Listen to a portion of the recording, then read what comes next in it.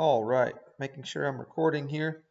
I am recording this video for the class that we would normally meet this Thursday, but I won't be there because I'm going to have a committee meeting.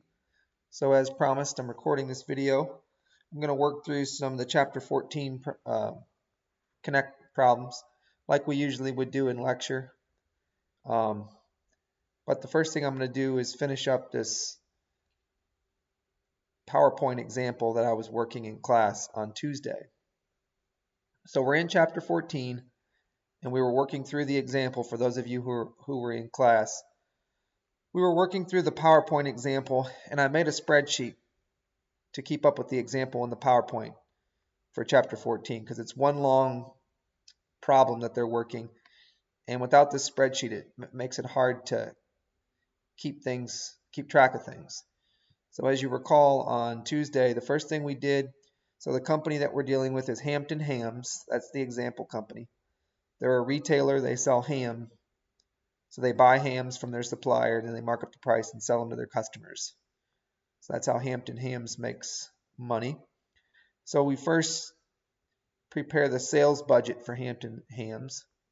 We did that in class. Then the corresponding schedule of cash receipts. Then the inventory purchases budget. Then the schedule of cash payments for inventory purchases. Then the selling and administrative expense budget, and then its corresponding schedule of cash payments for selling and administrative expenses.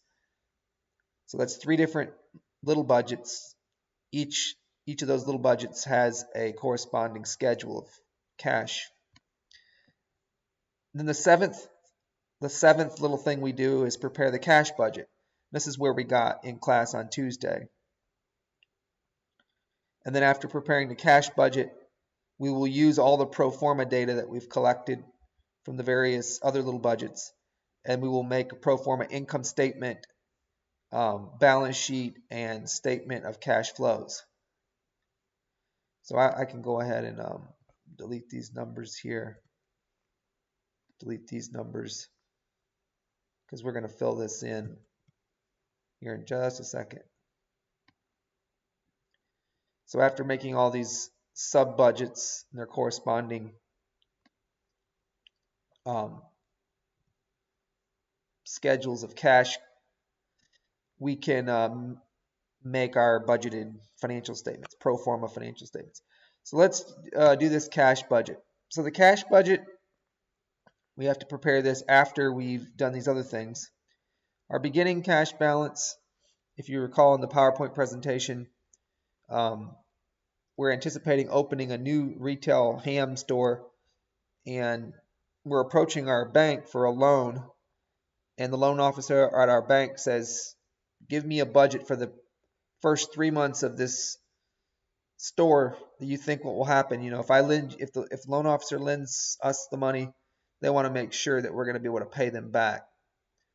So we're taking out a loan so we can open up a new store, but they first want a budget from us for what we think the first 3 months of this proposed new store would look like.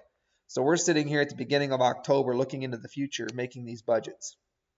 So our beginning cash balance in October would just be 0. Our projected cash receipts come from our schedule of cash receipts that is corresponding with the sales budget. So in October, we expect to collect this much cash from selling hams, this much in November, and this much in December. So that's cell B11.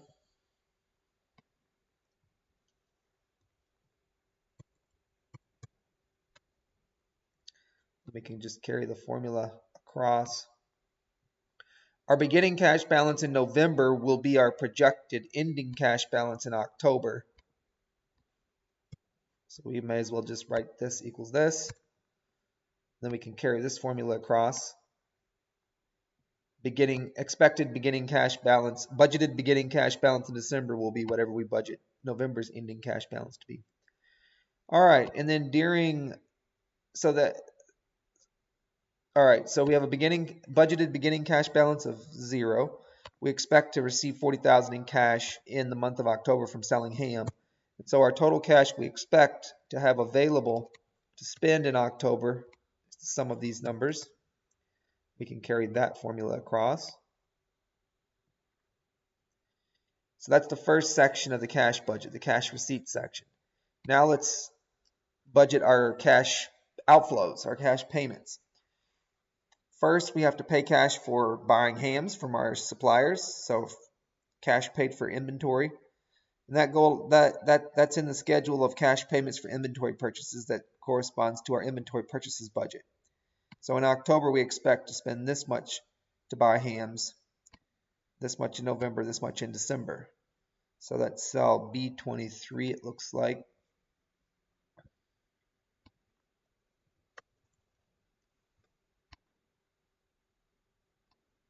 We can carry that across. What do we expect to spend in cash for selling and administrative expenses? That is in our schedule of cash payments for selling and administrative expenses that we already did, which corresponds to our selling and administrative expense budget. So in October, we expect to spend this much cash for selling and administrative expenses. So let's sell B43.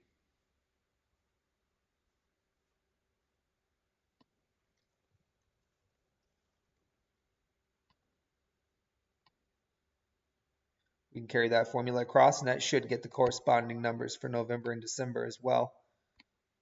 Should get these numbers here. Selling and administrative expenses, which include things like salary expense, sales commissions expense, supplies expense, utilities expense, rent expense, and miscellaneous expense, as you can see.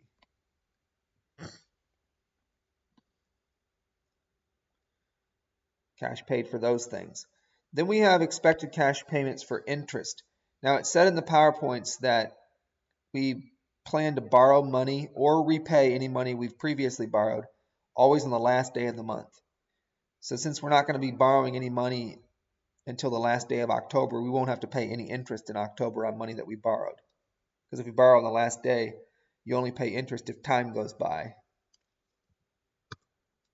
But if we're on the last day and we borrow money, we won't pay any interest yet. And then it did say we plan to spend $130,000, if you look at the PowerPoints, to buy a long-term asset, store fixtures. In October, we were going to do that. But we were not going to, it didn't say we were going to buy any more store fixtures in November or December. So our total budgeted cash payments in October will be the sum of these numbers. So here's how much cash we expect to be able to have available to spend. Here's how much cash we think we're going to need to spend. And so we're going to have a surplus. I'm sorry, a shortage. And the shortage is always what you have available to spend minus what you expect to spend. If that's negative, then you have a shortage. If it's positive, you have a surplus. So we are going to have to borrow in the month of October. If we only expect to get $40,000 coming in the month and we need to spend this much, we can't spend this much if we only are going to get this much unless the bank gives us some money. So we're going to have to borrow. Now the PowerPoint said we desire to have an ending cash balance at least $10,000. But I added something in the PowerPoints, a caveat. Yes, we do want a balance of at least 10,000, but it does not have to equal 10,000 exactly. And I set a rule on our borrowing. We're going to have to borrow, but we can only borrow in increments of $1,000. We can't borrow $207,460 and then add 10,000 to that, and that would be $217,460. And we could use $207,460 of it to cover the shortage, and the other 10 could be sitting in our ending cash balance. That's how I did it in class, but we can't borrow $207,460. We need to borrow $208,000 plus 10, so $218,000. You see what I mean? We can only borrow in increments of 1,000. And so we need to write a formula here. We're going to use this Excel function, the ceiling function. So the ceiling of the negative of whatever this number is minus No, plus 10,000. And then comma, and then the significance is, what are we rounding this to? To the nearest 1,000. And it rounds it up, not down, because of the ceiling function. Like usually 207,460 plus 10,000 would be 217,460. And you round to the nearest 1,000, it would just be 217,000, right? Because 460 is less than 500. But if you use the ceiling function and you round 217,460, it rounds it up to the next 1,000, so 218,000. And then our ending cash balance would just be whatever we borrowed minus, or in this case, plus our shortage. Just add these two numbers together. One of them is negative. And so we have an ending cash balance. We expect to have an ending cash balance of $10,540 in October. And again, the idea is we have this as our shortage. So, and we need to have a balance of at least 10,000 at the end of the month. Can't have less than 10. If we could have a balance of 0 in cash, then we would just borrow 207,460. But then there's the caveat that we can only borrow in increments of 1,000. So we would have to borrow 208,000. But we need at least $10,000 cash balance. So we need to take the negative of this number, which is a positive 207,460, add 10,000 to it, you get 217,460, and round up to the nearest 1,000, right? And that's exactly what this ceiling function does. All right, so our ending cash balance in October is this. That's what we expect to start November with in cash. And then let's go through, everything's already pre-filled in here, or already filled in because we carried the formulas over, except when we get to this line. Interest expense. We owe interest. The PowerPoint say we have to pay interest at an annual rate of 12%. That's the annual rate. But we have to pay interest once every month.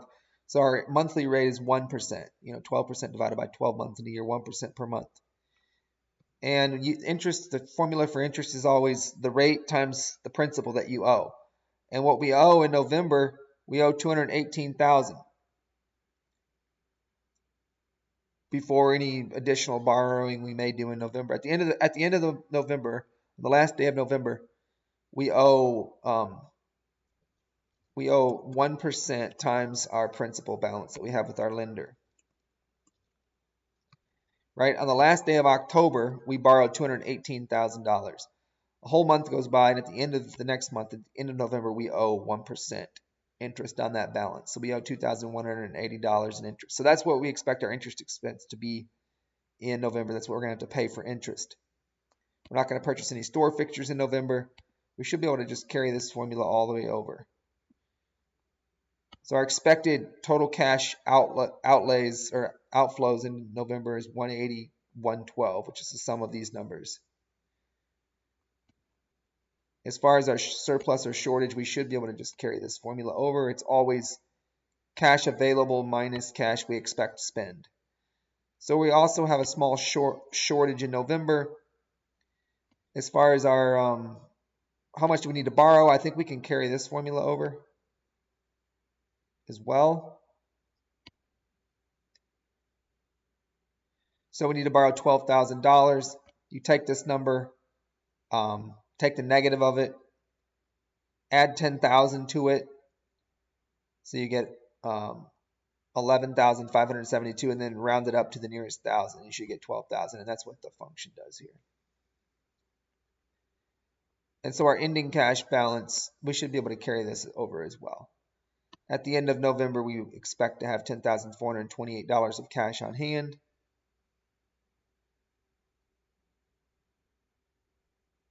That's equal to our expected shortage in November plus our borrowing. Notice it's at least 10,000. And then this is our expected cash balance at the beginning of December, and so forth and so on. In December, our interest expense is expected to be 1% on whatever our principal balance is on our loan. And our principal balance on our loan by the end of December will be, we will have borrowed $218 at the end of October. We will have borrowed $12 at the end of November. So by the end of December, we owe 1% on this loan balance a loan balance of what, 230, but we'll just use the sum function. So 1% times 230. So we expect to spend $2,300 for interest in December. We're not expecting to buy any more store fixtures. Here's our budgeted cash disbursements in December. Here's our budgeted cash available to spend in December. So as you can see here, we do have a surplus, this minus this, which means that in December we don't have to borrow money. This formula still works though. So we actually pay back some. We can't take all 23,660 surplus and pay all of that 23,630 or 660 towards our $230,000 loan balance though. Because if we did that, then we would have a projected ending cash balance of 0 in December. So the most we can pay towards our loan balance is $13,000, and that'll give us $10,660. Assuming we can only make repayments in $1,000 increments, just like when we borrow, we can only borrow in $1,000 increments. Assuming that, then we would repay $13,000. We would have a $10,660 balance at the end. If we repaid $14,000, then our ending cash balance would fall below $10,000. But they said that we're not expecting that to happen. So, all right, so we're done with our cash budget. So we can get a lot of pro forma data from our cash budget.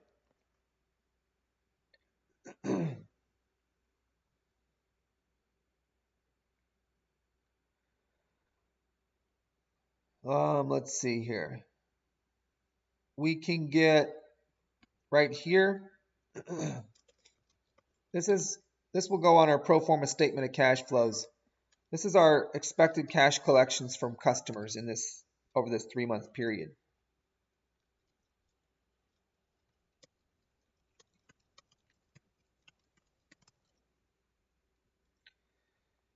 Right here, statement of cash flows. This will be our cash payments for inventory in total, what we expect.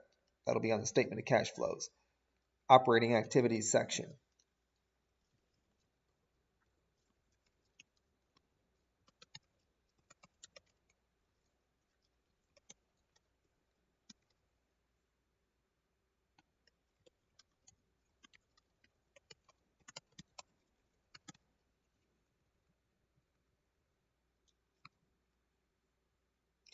I should probably put cash here that way.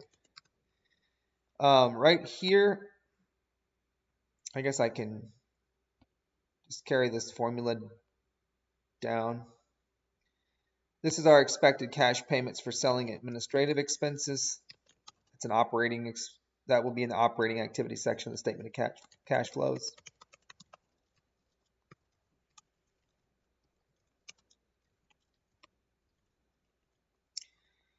Here's our expected cash payments for interest. And this is tricky.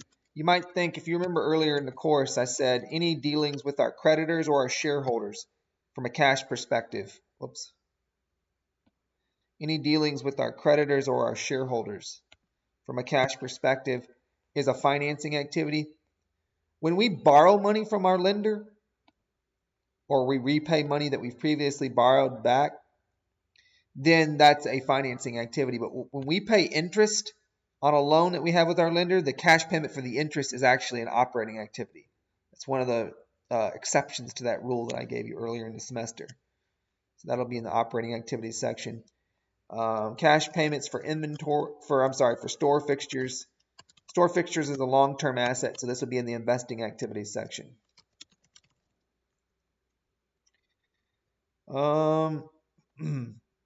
And then right here, the sum of these 3 rows will be our loan balance that we expect to have at the end of December.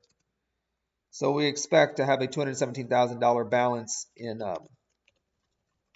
notes payable, which is a long-term liability on the balance sheet at the end of December. And then this right here, this number is our expected ending cash balance at the end of December. That'll be on the balance sheet. So a lot of pro forma data can come from the cash budget, as you see here. All right, now we can make our pro forma financial statements. Starting with the income statement, our projected sales revenue was, we did that, was right here. So all these, once we've done these budgets and these corresponding schedules, right, then the numbers that go on these pro forma financial statements are already all determined. Cost of goods sold expense was here, our expected cost of goods sold expense. That was on our inventory purchases budget. So our gross margin is the difference.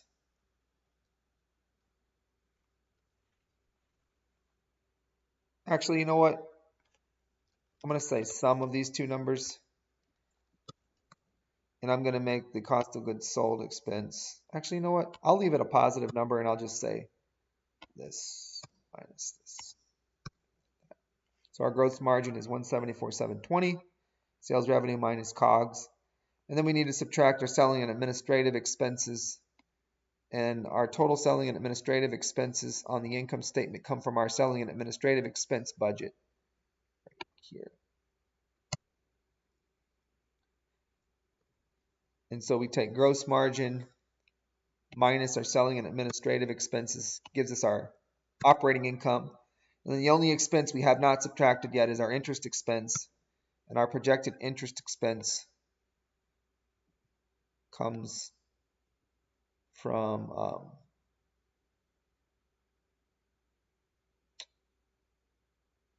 will be here.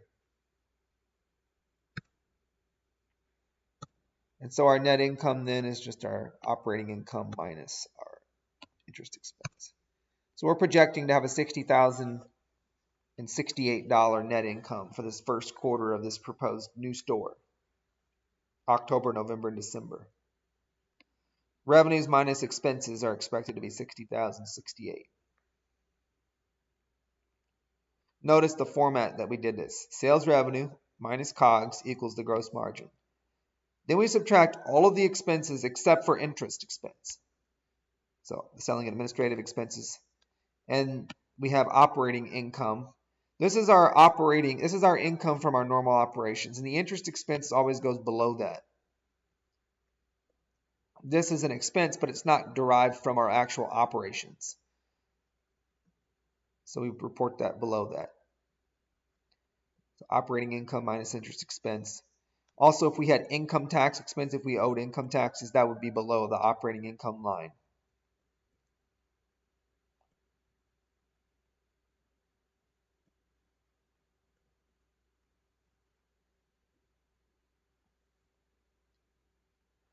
Now for the balance sheet, what expected balance do we think that cash will be as of December 31st? That will be here.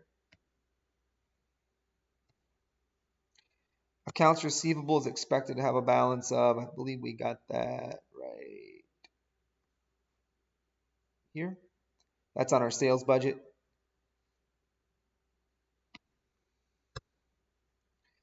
Inventory at the end of December is expected to have a balance of, that's on our inventory purchases budget. Store fixtures is expected to have a balance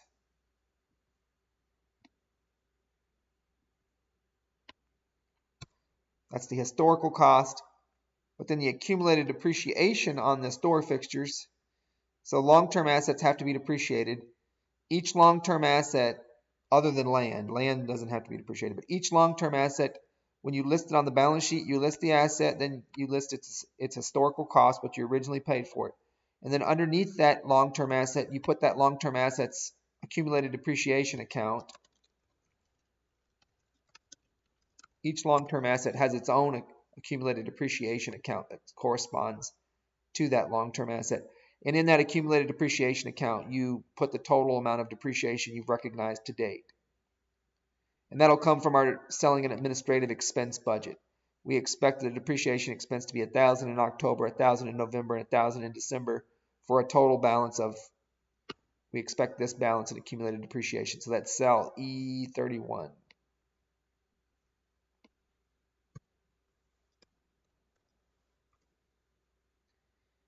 And the book value of the store fixtures is always equal to the historical cost minus the balance in the accumulated depreciation account.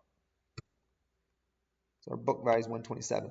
And so our total assets will just be equal to the sum of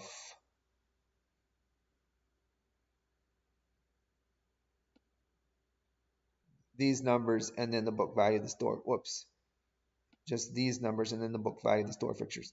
You know what I'm going to do? I'm going to put the accumulated depreciation. I'm going to put that as a negative because the accumulated depreciation reduces the book value. And then and for the book value of the store fixtures, then I can just add these two numbers together. Take one number plus a negative number. It's like taking the first number minus the other number. Now for our total assets, it's just the sum of all of these numbers. Or you could just do the sum of these numbers and then add this number to it. However you want to think about it. But I'm going to do the sum of, yeah, I'll do it that way. I'll do this and then this. Or you could just add all of these together and that's the same thing. You'll still get 345, 460. That's our proposed ending balance and total assets for this, store that we think that we're going to open. All right. Liabilities are proposed balance and accounts payable at the end of the December. That was right here from our inventory purchases budget. Our balance and sales commissions payable came from our selling and administrative expense budget. We did this on Tuesday, so I'm not going through it again. Utilities payable, the balance we expect to owe $1,400 for utilities for the month of December. We expect to have already paid October and November's. We went through this on Tuesday, so we should be a balance of $1,400 in utilities payable, and then our note payable with the bank. That came from our cash budget up here. We expect to have a balance of that. And those are all of our liabilities. As far as equity goes, we weren't told about any common stock or anything in the PowerPoint. So there's only retained earnings. And retained earnings, I guess we can put that here. You know what, to line things up, maybe we should, well, it's fine. We can put it here. Retained earnings at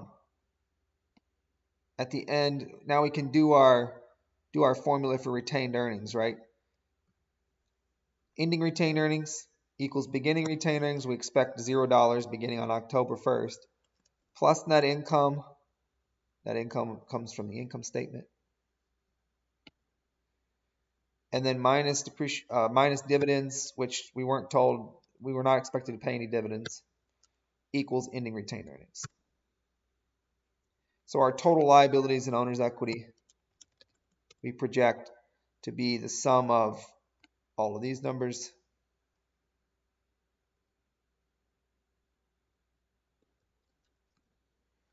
and thankfully that equals our total projected assets. So assets equal liabilities plus owner's equity. And then the final pro forma financial statement is a pro forma statement of cash flows. And we first have the operating activities section. Our cash receipts from customers, we expect to be, that was on our cash budget. Cash payments for inventory, we expect in total cash payments for selling and administrative expenses. Cash payments for interest. Those are all operating activities. So our net cash flow from operating activities,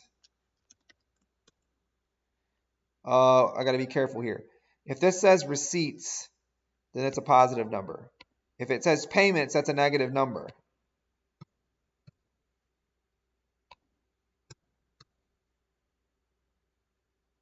Right? That's an outflow. So on the statement of cash flows, you have to list outflows with parentheses. So our net cash flow from operating activities is expected to be the net of these inflows and outflows.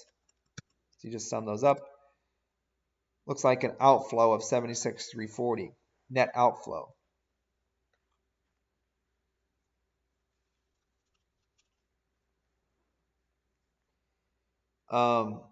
Cash flows from investing activities. There's only one investing activity, and that was the cash paid for the store fixtures. So that will be the net. And it's paid here, so that's going to be a negative, and there it is.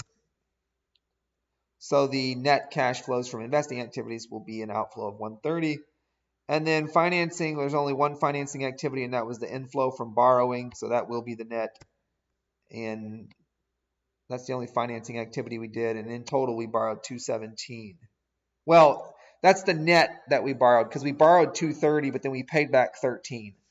So you can either have two line items on the statement of cash flows and the financing activities. You could have borrowings, 230,000, and then repayments, 13,000. The borrowings would be a plus, the repayments would be a negative. Or you can just take the net and then report that as the net. So our overall net change in cash is the sum of the three subtotals, 10,660. Our beginning balance was 0, as expected, at the beginning of the quarter, October. And our ending balance at the end of December is expected to be, here, right here, right here. And then we just make sure that our net change plus our beginning balance equals our ending balance. And it does. And there we go. So what we've done is we've made a master budget. The sales budget, its schedule of cash receipts. The inventory purchases budget, its schedule of cash payments for inventory purchases. The selling and administrative expense budget and its schedule of cash payments for selling and administrative expenses. Then the cash budget, so that's 7 things that we've prepared. Then a pro forma income statement, pro forma balance sheet, and pro forma statement of cash flows. So this is 10 things we prepared. And the whole PowerPoint presentation from chapter 14 is about preparing these 10 things using this Hampton Hams example. And collectively, these 10 things are known as the master budget. So we've made a master budget for Hampton Hams. Now we could send this spreadsheet on over to the loan officer. They could take a look at the spreadsheet, which has our pro forma financial statements and all these budgets from which the pro forma data is derived. And then they can decide whether they want to loan us money or not. So that's the end of chapter 14 PowerPoints. Now let's go work some of your problems in Connect. So the first one I want to work is exercise 1. And everything we do in these problems in Connect will be somehow tied to what we did in that spreadsheet, in that example in the PowerPoints. Each problem that we're going to do will be just parts of that spreadsheet. So make sure you're familiar with that spreadsheet. You go back in the PowerPoints. You can read in the PowerPoints what the assumptions are, then go to the spreadsheet and see if the numbers that you see in the spreadsheet align with what you think that you should see. Vernon Company expects to start operations on January 1st, year 2. They're going to sell digital cameras in shopping malls. They have budgeted sales as indicated in the following table. They expect 11% increase in sales per month for February and March. The ratio of cash sales to sales on account will be a constant. So complete the sales budget by filling in the missing amounts. Well, if we're budgeting 39,000 of cash sales in January, 101,000 of sales on credit, sales for which we'll have an account receivable, then our total budgeted sales is 140,000 for January. Then it said that we expect the sales to increase by 11% from January to February, and then another 11% increase from February to March. So total budgeted sales for February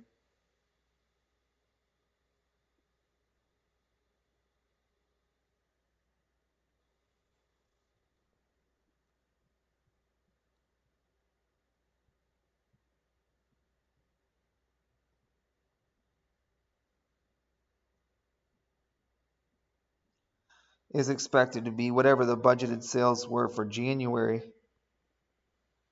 times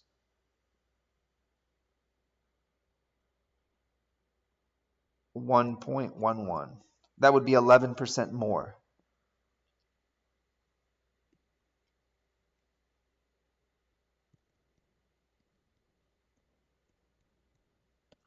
So you get 155,400.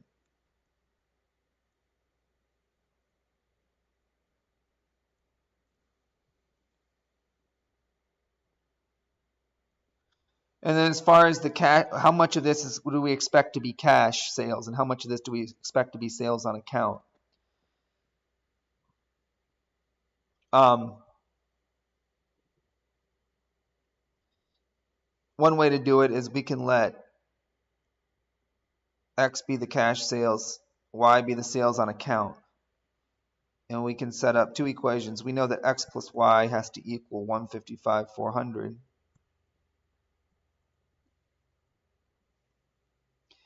And we know that X divided by Y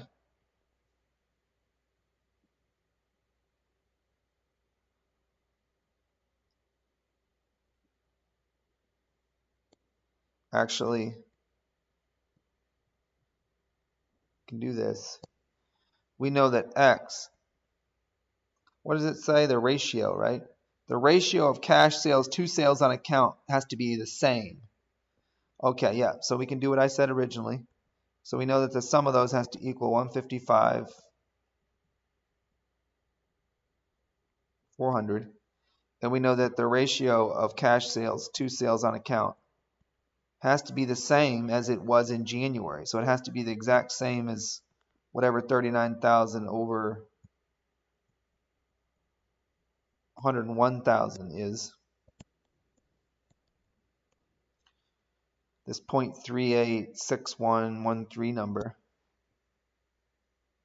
But now we have two equations, right? We got one equation and we have two equations. Two equations, two unknowns, and we can solve for X and Y, as you can see.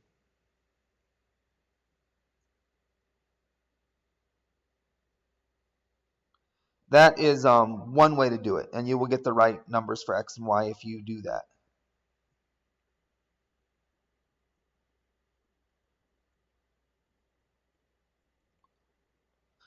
An alternative way to get X and Y, which is much easier, if the ratio X to Y is going to stay constant, and if we know that this 155,400 number is 11% bigger than 140,000, then X needs to be 11% bigger than 39,000, and Y needs to be 11% bigger of 101,000.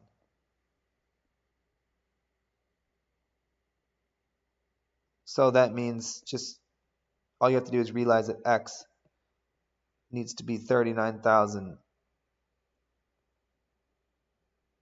times 1.11, and Y needs to be 101,000 times 1.11. If total sales is going to increase, budgeted sales is going to increase by 11%, then we expect the cash sales to increase by 11% and the sales on account to increase by 11%. That's the only way that'll work if the ratio of X to Y is to stay the same as it was in January. So this is an easier way to do it. So you get X equals 39 times, stop at 1.11, 43,290.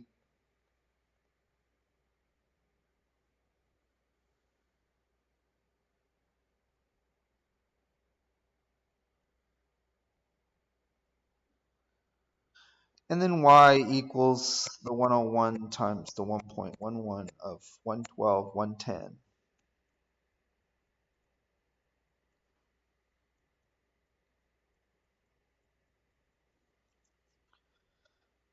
And then do the same process for March.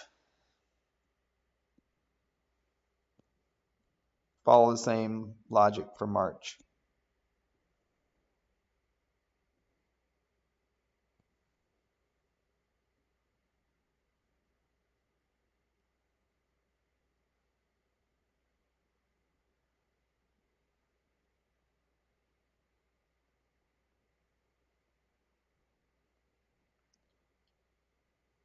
So in other words, the total budgeted sales in March will be whatever February's budgeted sales were times 1.11 and so forth and so on. So that's question 1, part A. Part B, what is the amount of sales revenue that they will report on their first quarter pro forma income statement? Well, we're going to need to get March's number. Then the amount of sales revenue that they are budgeted to report will be the budgeted sales in January plus February plus March. For that quarter, it will be the sum of those numbers. So we do need to get March's number here.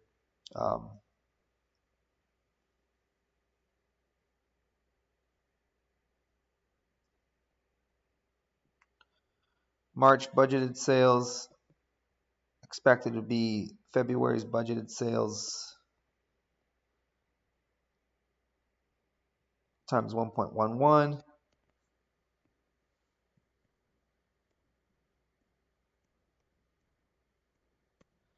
$172,494.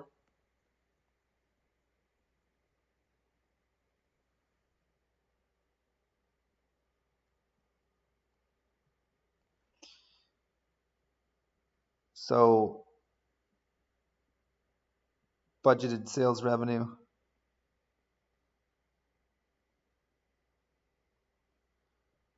on the first quarter pro forma income statement. We say first quarter, right? Because January, February, March is the first quarter of the year.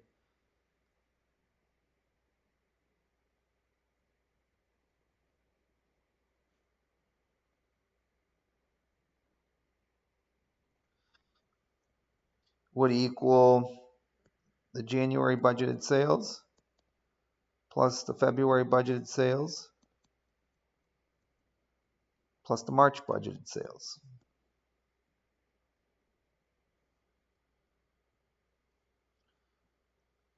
Which would be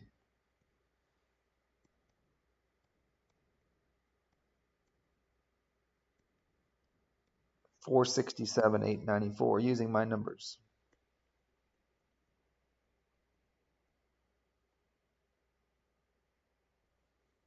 So that's the answer to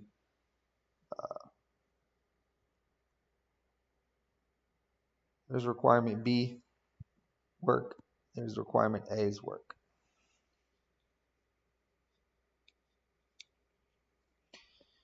All right, that's question 1. Save that and I'll upload that to Blackboard. Question 3 is the next one we're going to do. Fanning Company sells lamps and other lighting fixtures.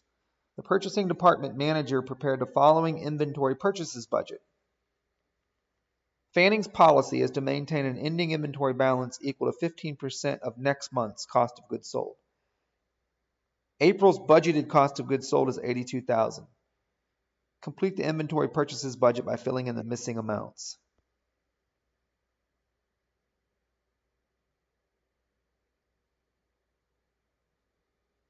So Fanning desires to have an ending inventory of lighting fixtures equal to 15% of the following month's cost of goods sold. So February's desired ending inventory. I'm going to label this here as little a. February's desired ending inventory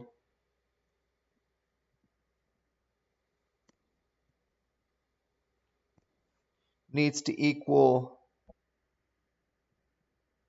15% of March's budgeted cost of goods sold expense.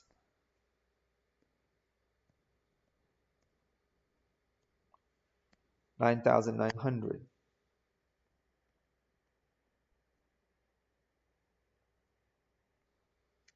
So this is our inventory purchases budget. This is where we budget how much, what dollar value of inventory we need to purchase. We sell lamps and lighting fixtures. So we're a retailer. We buy them from our supplier and then we sell them. What dollar value of lamps and lighting fixtures do we need to purchase in each of the 3 months? That's the whole point of the inventory purchases budget. They already gave us January's. We're trying to find February, March's, but to get those numbers, we have to get the other numbers above them. Well, we at least need to purchase the dollar value of what we expect to sell, right up here, plus any extra amount we want to have on hand at the end of the month that we don't expect to sell, just in case demand is higher than we expect. We may need to dip into this buffer of extra inventory. So we need to purchase at least what we expect to sell, the dollar value of what we expect to sell, plus the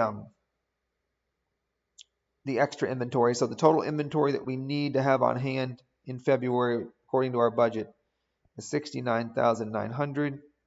Just add these two numbers together, and then subtract our beginning inventory, because we don't have to purchase the beginning inventory. If at the beginning of February we're budgeted to have any beginning inventory, which we are, because at the end of January we desire to have $9,000 of ending inventory, which means that's our budgeted beginning inventory for February. We don't have to purchase that because it's already sitting there. So take our inventory needs minus our beginning inventory that we expect to have, and that's what we expect to need to purchase in the month of February, as you can see. So the formula makes sense.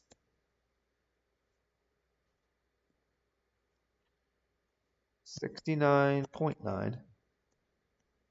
What am I doing? Clear. 69.9 minus 9. I can do that. That's just 60,900. Why am I using the calculator? But there we go. And then our March's desired ending inventory should be 15% of whatever we budget April's COGS to be. And it said April's COGS is budgeted to be 82,000.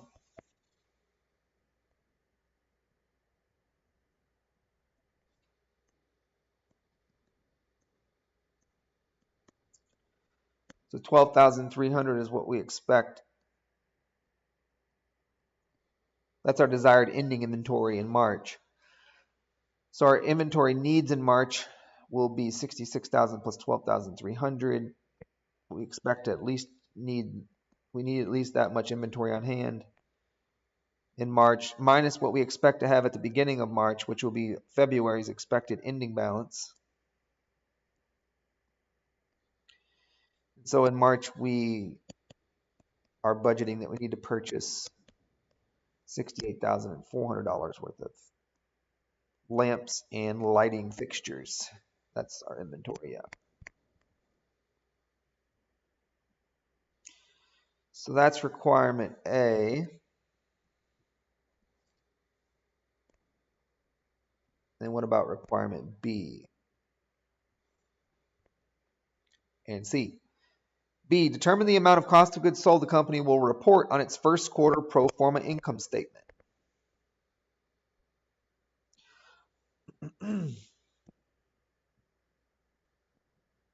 So it's budgeted total COGS expense that will go on its income statement. Pro forma income statement. Pro forma means budgeted income statement. It's just the sum of what they expect for January, February, and March. So the 56,000, 60,000, and 66,000.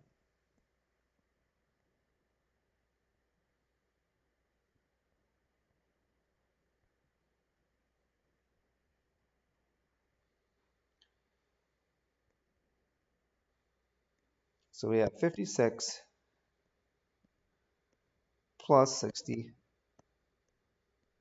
plus 66, 182,000 would be our budgeted COGS on our pro forma income statement at the end of March. Excuse me. And then requirement C, determine the amount of ending inventory the company will report on its pro forma balance sheet at the end of the first quarter. At the end of March, we desire to have $12,300 of inventory on hand.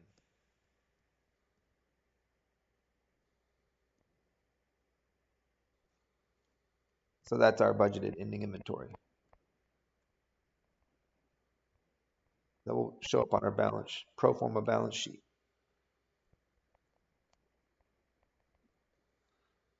I'm trying to write this as legibly as possible. My handwriting is not the best, especially using this tablet because it's hard to write on, but you get the idea. And that is question 3. Hopefully all that makes sense. Save that, upload that to Blackboard. Question 6, we got 3 more. Question 6, 7, and 8. The accountant for Baird's dress shop prepared the following cash budget.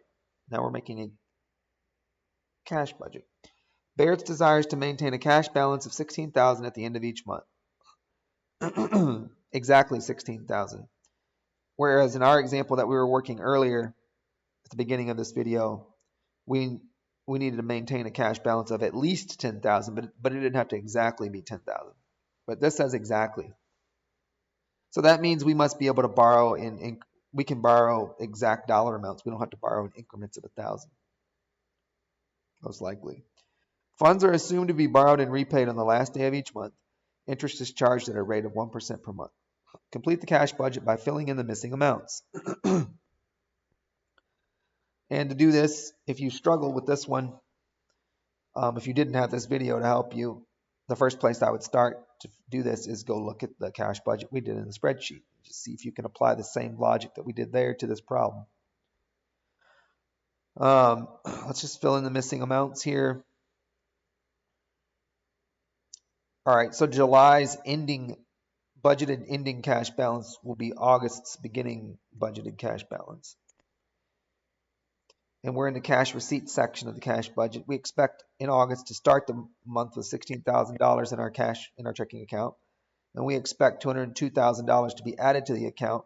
So in August, we expect in total to have $218,000 available to spend.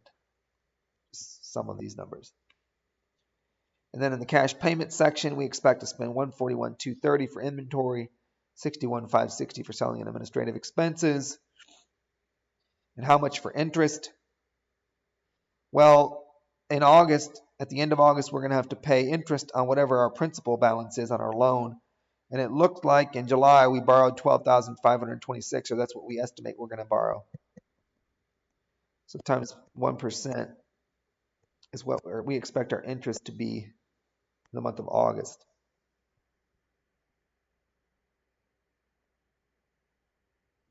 Did this say we can round answers?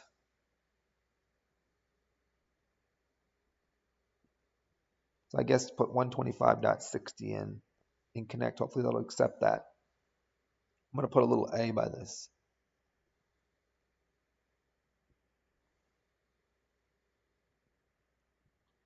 So we're on requirement A. And the little a here is a cross-reference. What did I do to get that 125.60? I did the 1% times the $12,526 principal loan balance that we have at the end of the month.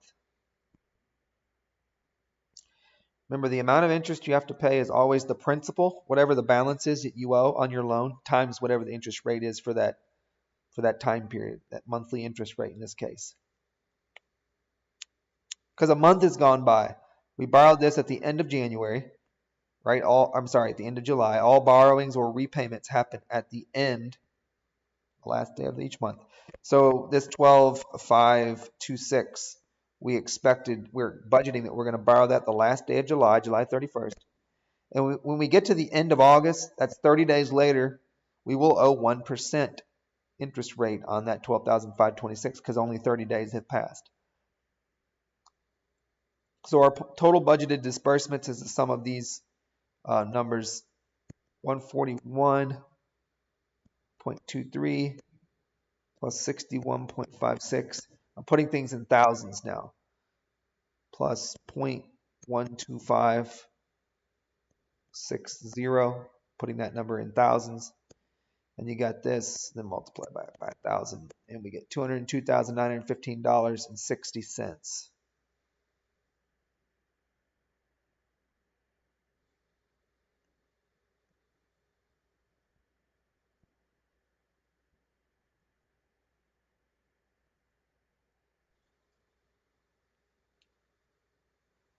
Let me just make sure I did it right. Let me go add it up the normal way that you would usually do it.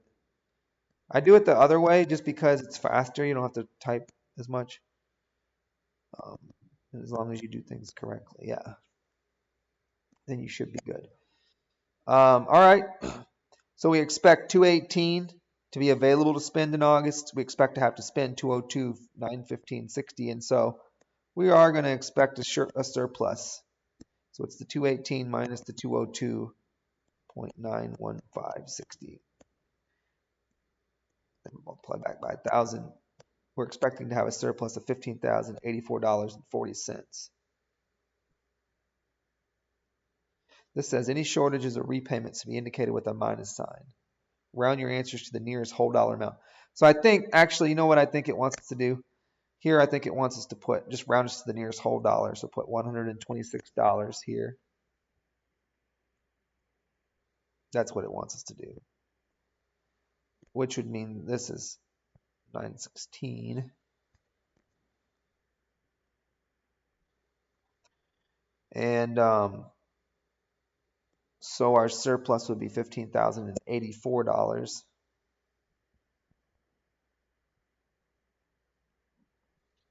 Because this number is bigger than this, we have a surplus. And if we desire to have an ending cash balance of $16,000, then we're going to have to borrow the difference here. 16 minus 15.084. We're going to have to borrow $916.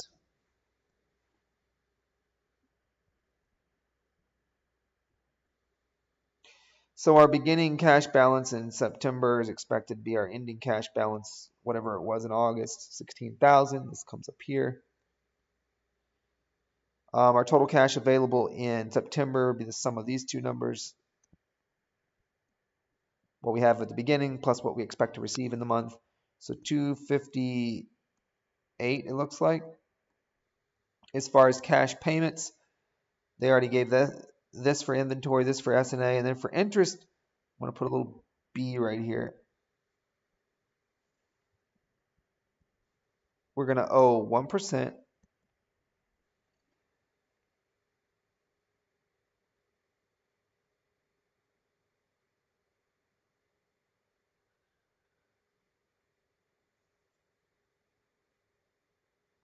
Times whatever our loan balance is. So we're expecting to borrow 12,526 at the end of July, and we're expected to borrow 916 at the end of August. So in total, by the time we get to the end of September, we're going to owe 1% on the loan balance, which will be 12,526 plus 916. That's our loan balance as of the end of September. We owe interest on that.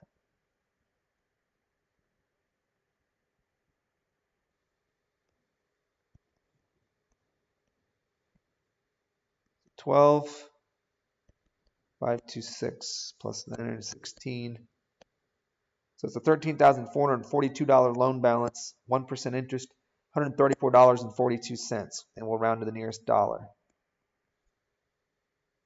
So our total budgeted disbursements will be that plus the 62,432 plus the 175,152 for inventory, 237,718, round to the nearest dollar.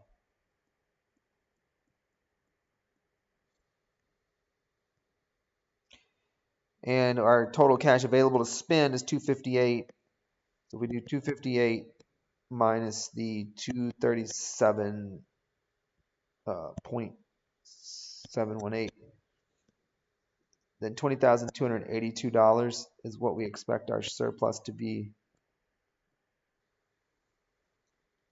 at the end of September. And if we want our ending cash balance to be at least to be 16,000, that means we can pay back some of our loan balance. We can pay back the difference between these. We can pay back up to $4,282. And the repayments should be listed as a minus.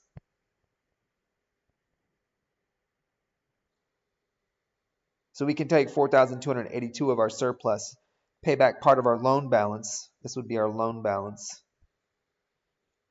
And then we'll have an ending cash balance of 16,000. But we can't pay more back, otherwise then our cash balance will be less than 16,000.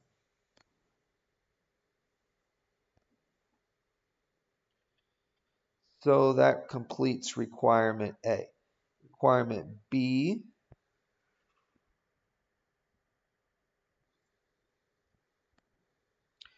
Determine the amount of net cash flows from operating activities that they will report on their third quarter pro forma statement of cash flows. So July, August, September, that's the third quarter of the year. Operating cash flows. The sum of these three numbers here will be our cash. If you remember our spreadsheet, we did our spreadsheet example, that will be our cash collections from customers. Oh, I messed up. This is the number I'm writing right now is right, but I messed up. That's a 600 right there, which means this should be 258 600. Oops. Which means I added these up right. 258 600 minus 237 718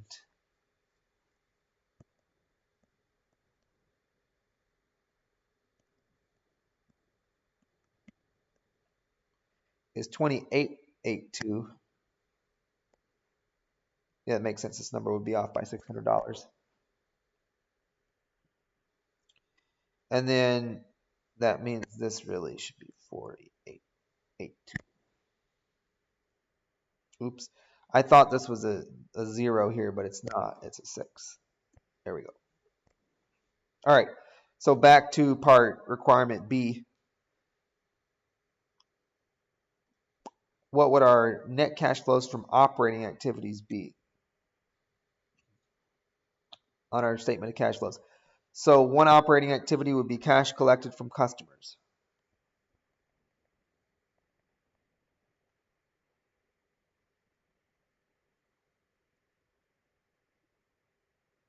You have to find the corresponding stuff on the cash budget. I'm going to erase this and put B. Since I'm doing it over here, I'm going to label this B. This is the answer to B. Cash payments for inventory is an operating activity.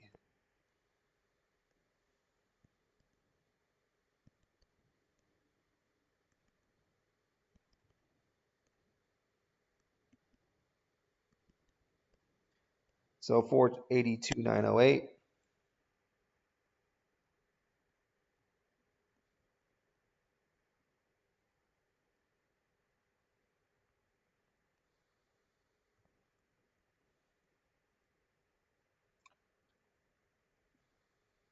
Cash payments for selling administrative expenses is an operating activity.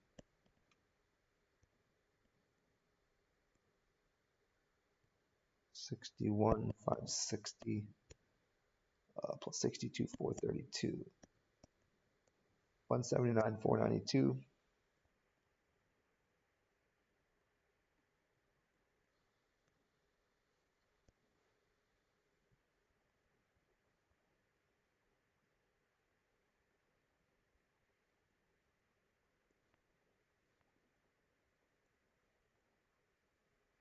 That's an operating activity. Interest expense, cash payment for interest expense on a loan is an operating activity.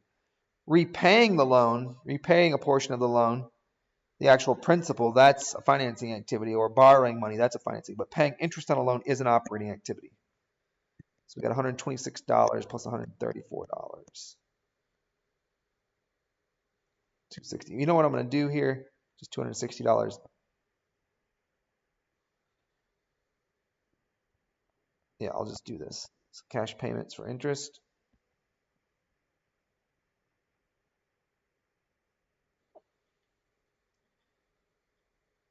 And then down here, the financing activity section of the cash budget, any borrowing we do from our lender or repaying of loan balance will be a financing activity. So that won't be operating. So from these numbers right here, we can get our net cash flow from operating activities that will be on the statement of cash flows. So we got the 626, 600. That's an inflow. And then these other three are outflows.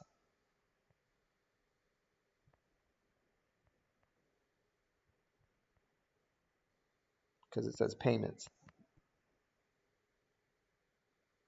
The way I'm going to do this actually is not, I'm not going to put minus signs like this. I'm going to go, come on, let me erase. Well, it's not letting me erase. There we go. My computer's old and it's just buggy. 4 years old. So I'm going to do it like this, that, and then we're going to put the 482908 like that in parentheses, because it's an outflow, and then the 179,492 is an outflow like that, and then the $260 is an outflow, and get a net.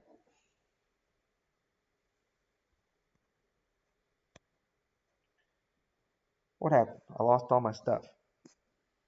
Don't worry, I'll get it back. There we go. So the net of all this, 626.6 minus 482.908 minus 179.492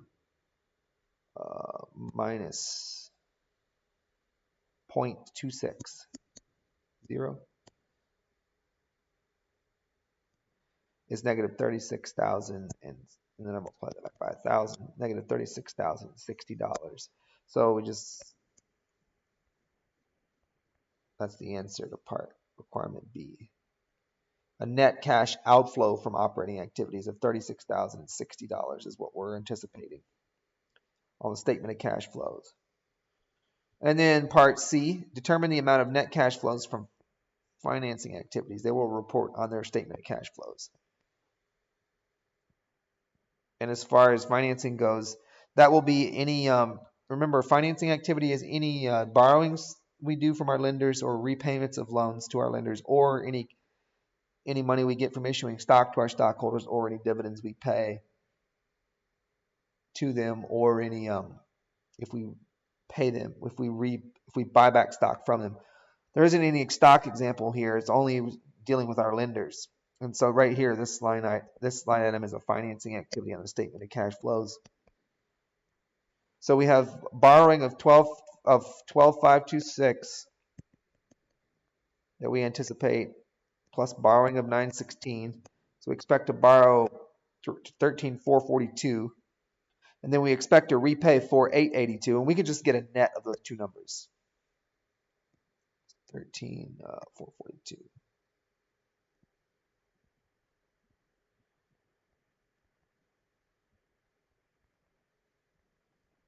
13,442 borrowings and 4,882 repayments gives a net cash flow from financing activities equal to 8560 positive. A net inflow. We borrowed more than we paid back. So it's a net inflow of cash we're expecting from financing activities. And that's part C. So we did parts A, B, and C. These homework examples are great practice for the exam and your understanding of the concepts. The exam questions will be easier than these, but these questions have all these concepts in them. And if you're following all the concepts, when you get to the exam, you'll get it. As long as you study your homework. All right, Lois Bragg owns a small restaurant in Boston. Miss Bragg provided her account with the following summary information regarding expectations for the month of June. The balance in accounts receivable as of May 31st is $59,000. She expects cash and credit sales for June to be $142 and $596 respectively. Credit sales are made through Visa and MasterCard and are collected rapidly from the credit card company. 70% of credit sales is collected in the month of sale, and the other 30% are collected in the next month. Miss Bragg's suppliers do not extend credit. So she extends credit to her customers when she makes a sale to them, but when she buys from her supplier, she doesn't get any credit, so she has to pay cash. Consequently, she pays suppliers on the last day of the month. Cash payments for June are expected to be $706,000. Miss Bragg has a line of credit that enables the restaurant to borrow funds on demand. However, they must be borrowed on the last day of the month. Interest is paid in cash also on the last day of the month. Miss Bragg desires to maintain a $30,000 cash balance before the interest payment. Her annual interest rate is 12%. How much does Miss Bragg need to borrow for June?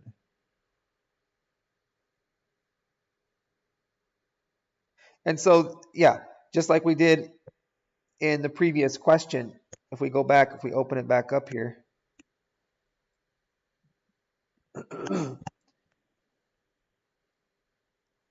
this line right here from the cash budget is what we expect that we need to borrow in a given month. So how did we get this? How do we get to that's what we expect we need to borrow in July? We start with the beginning cash balance. We add the cash receipts. That gets the total cash available. Then we get, for our cash payments, we list all the things that we expect to spend cash on and get total disbursements. Then we take total available minus total disbursements. And that gives us our surplus or shortage. In this case, it was a surplus. But then we also have to consider our ending cash balance. And since this is not at 16,000, we're going to have to borrow the difference, as you see here. And that's how we got the 12,526. So we just use that same logic to do this question 7. Let's save that and close it. We're just using that exact same logic. So just make a little cash budget for the month of June.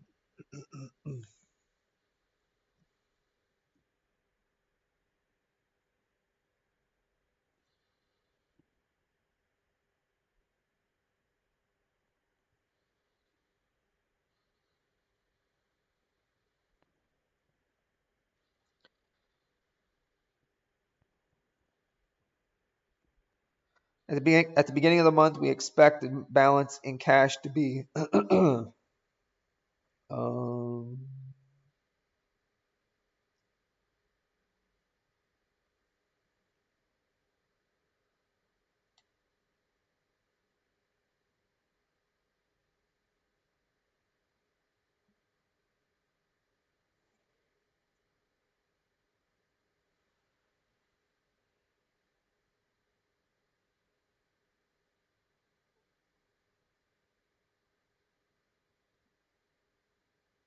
how do we get the beginning cash balance? That's the thing.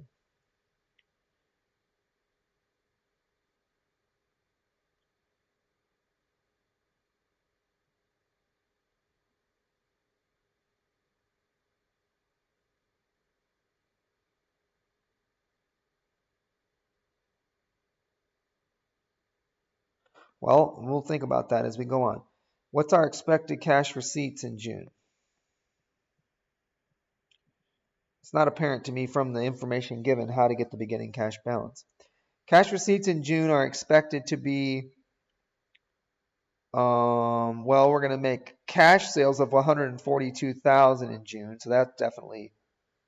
So I'm going to label this little calculation A. How do we compute little a? We're definitely going to get 142,000 plus our credit sales in June are budgeted to be 596. We're going to expect to collect 70% of that 596 in that month, and the other 30% in July. So plus 70% of.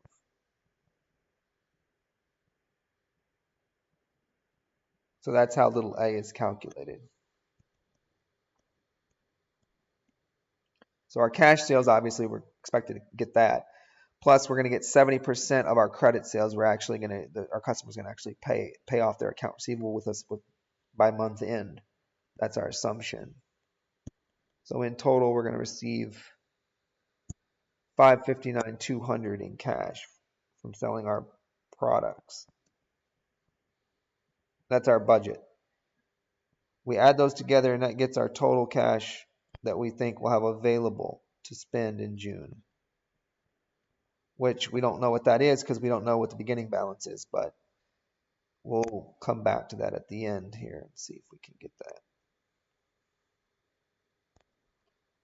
I'm just going to move this over so I have more room. So I'm basically just doing a little mini cash budget for the month of June. And then our cash, so that's our cash receipt section of the cash budget. Then our cash payment section, our total cash payments, they just flat out said cash payments for June are expected to be $706,000.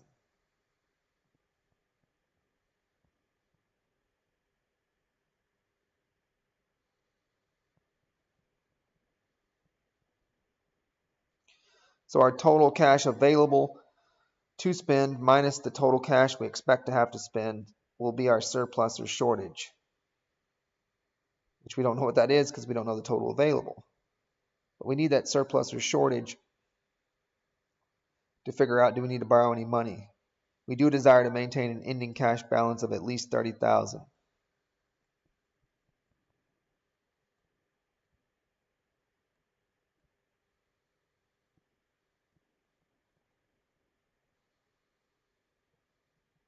So that's and then we may have to do some borrowing depending on what our surplus or shortage is.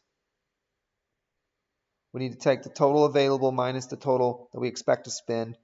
And if we get a positive number, we have a surplus. If we get a negative number, we have a shortage. But we can't do that yet because we still need our estimated beginning balance in cash at the beginning of the month, which I don't know how to get that. Oh, I know. If she desires to have an ending cash balance of $30,000 each month, then in May she desired to have an ending balance of $30,000, and so that would be our budgeted June beginning balance in cash. So that makes sense. That's the logic there.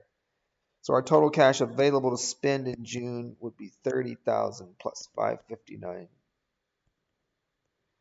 or $589.2.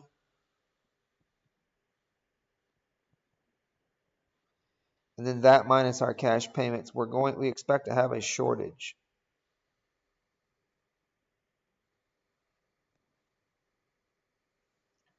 of, subtract to 706.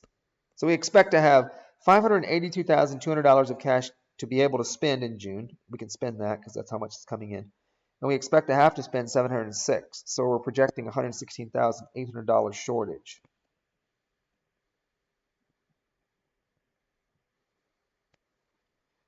So we not only need to borrow $116,800 to get us back to zero, but we need to borrow $116,800 plus $30,000 if we want the ending balance to be $30,000.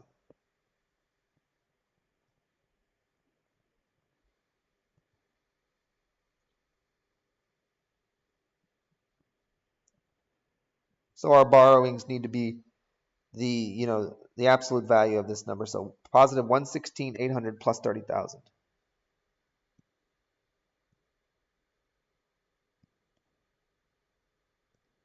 So $146,800.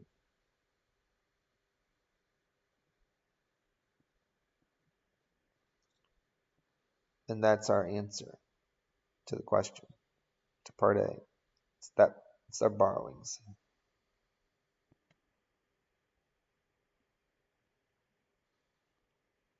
So you just make a little cash budget.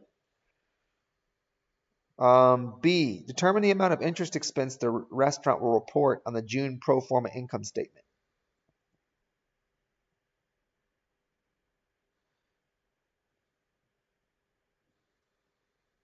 0. These borrowings, they happen on the last day of June. And if they happen on the last day of June, then we don't have time, no interest. We haven't accrued any interest yet. We'll have to pay interest on this principal balance at the end of July at a rate of 1%. But at the end of June, we don't have to pay any interest, so no interest expense. Unless we owe a balance from May, which it didn't tell us we owed.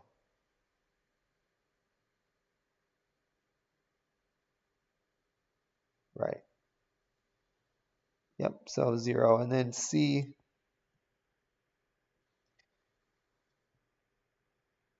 our interest expense for July will be the 1% times $146,800 loan balance that we have with our lender. We borrow this much, $146,800 on June 30th. 30 days go by, and on July, or 31 or whatever, and on July 31st, we owe this amount of money in interest. Principal times interest rate, that's the interest that we owe. $1,468.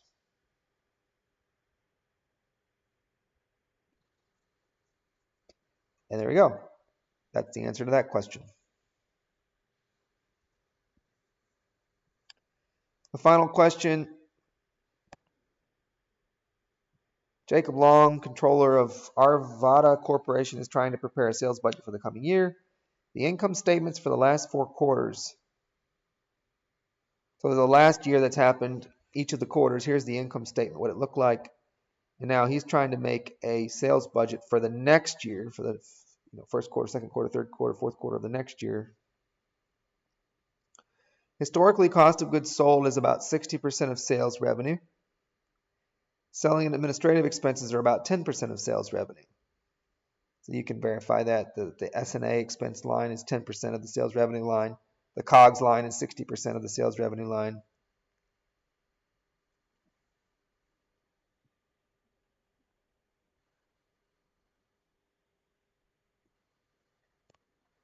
I don't like those lines. Those are ugly. Anyway, Fred Arvada, the chief executive officer, told Mr. Long that he expected sales next year to be 15% for each respective quarter above last year's level. So next year's first quarter is 15% greater than 187. This most recent year's first quarter. Next year's second quarter, 15% greater than this year's second quarter of 217, and so forth. However, Rita Banks, the vice president of sales, told Mr. Long that she believed sales growth would only be 10%, this year's quarter compared to next year's corresponding quarter. So it says in Part A, prepare a budgeted income statement, including quarterly budgets for the coming year using Fred's estimate, and then Part B using Miss Banks' estimate. So if we use Fred's estimate, then sales revenue in the first quarter of this upcoming year will be whatever it was in the first quarter of this most recent year times 1.15, because he has a 15% growth estimate. So I'll put a little a here. Little a would just be calculated as 187,000. This year's first quarter actual sales times a 15% assumed, a 1.15, which means a 15% assumed growth rate in sales for next year's first quarter. So $215,050. We use Fred's estimate. And then the second quarter, you just follow the same procedure. It would be 217,000 times 1.15, or 249,550.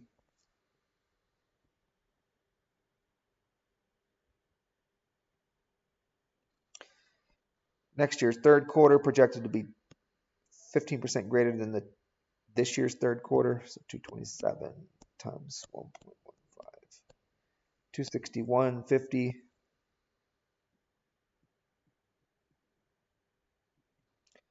And then next year's fourth quarter projected to be 15% greater than this most recent year's fourth quarter, 318,550.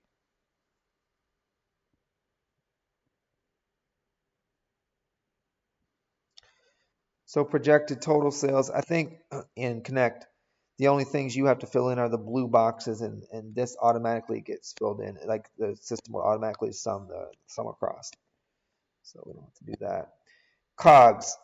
COGS is budgeted to be 60% of sales. So once you have projected sales, then projected COGS is just 60% of whatever projected sales is. So I'm going to put a little b here beside this, and the way this is going to be calculated is it's just 60% times A.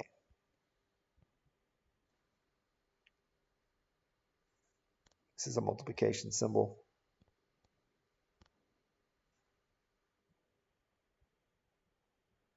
Getting sloppy because I'm getting tired. So 0.6 times $215,050, 129.30.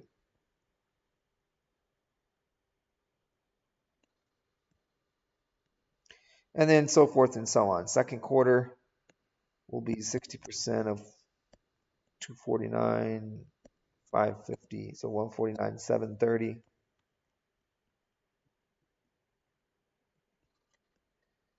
Third quarter COGS expected to be 60% of third quarter sales, 156, 630.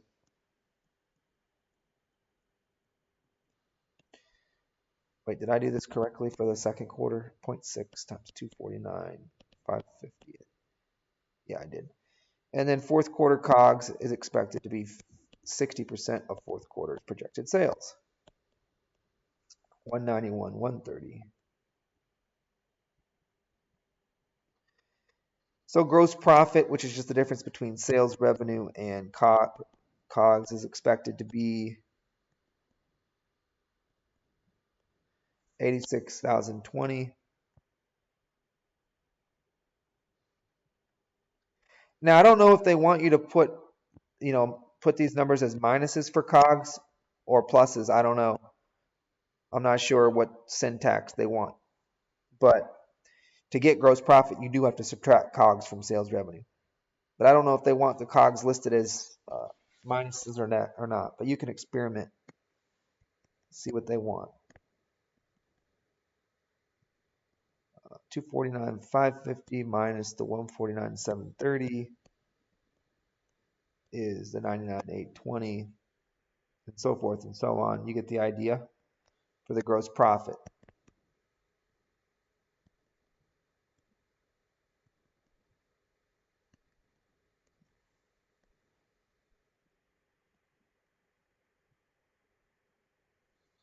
And finally, fourth quarter gross profit is budgeted to be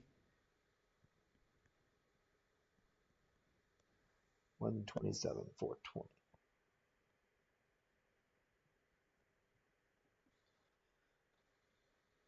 And then the selling and administrative expenses, so I'll put a little C beside this calculation, are expected to be 10% of sales revenue. So C, it would just be 10% of whatever you got for A. So 10% of 215,050 is just 21. You just move the decimal place, 21,505. 10% of 249,550 is 24,955. 10% of 261,050 is 26,105. And then 10% of 318,550 was 31,855. And so net income is projected to be in the first quarter. Now we're using Fred's estimate. Fred had the more ambitious estimate of a 15% increase in sales next year, quarter by quarter, relative to this year's respective quarter. whereas Rita Banks had a more conservative estimate. So obviously Fred's is going to be more on the a little bit more risky of an estimate, whereas Rita Banks is a little bit less risky. And in reality, you would make both of these estimates and then report both of them, and then maybe report the midpoint of them to your supervisor if you were the one charged with, presenting them with a budget. And so the net income obviously is just the gross margin of 86,020 minus the selling and administrative expenses that we expect, 64,515 for the first quarter. And you get the idea. 99,820 minus the 24,955, 74,865.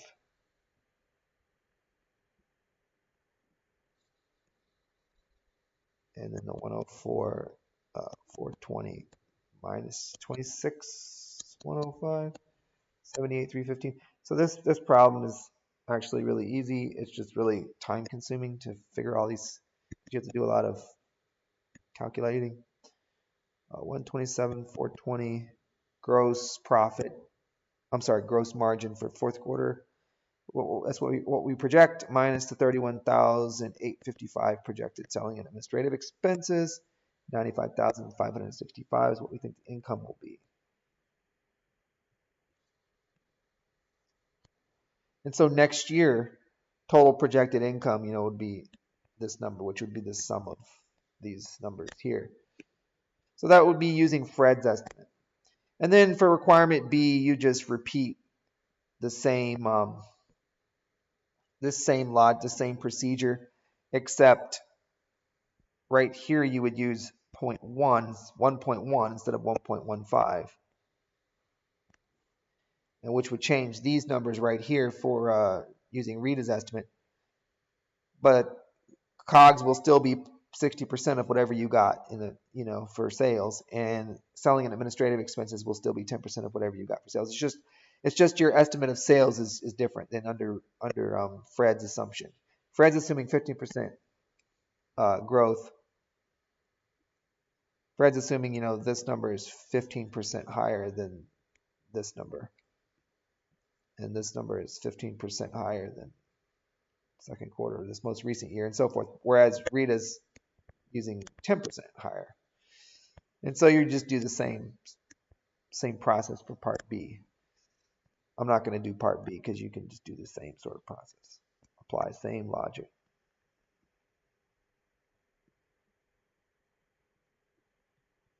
But instead,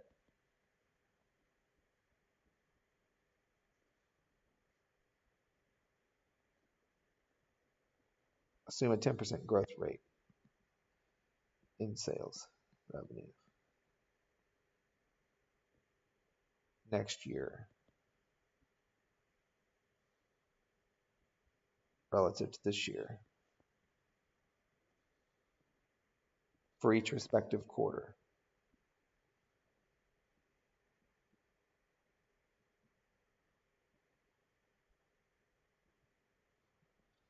And that's often the way the companies do it. Instead of just assuming, if this is, once we get to the end of this year, this is the most recent quarterly sales number we have. Instead of just assuming that number is going to go up by 15%, so in the first quarter of next year, it will be 15% greater than this year's most recent quarter. And then next year's second quarter will be 15% greater than next year's first quarter. Instead of doing it that way, often companies, especially companies that make sales at certain times of the year, it wouldn't make sense to compare to just do a 15% growth rate quarter by quarter. You should the sales in a given quarter should be related to the sales in that same quarter last year.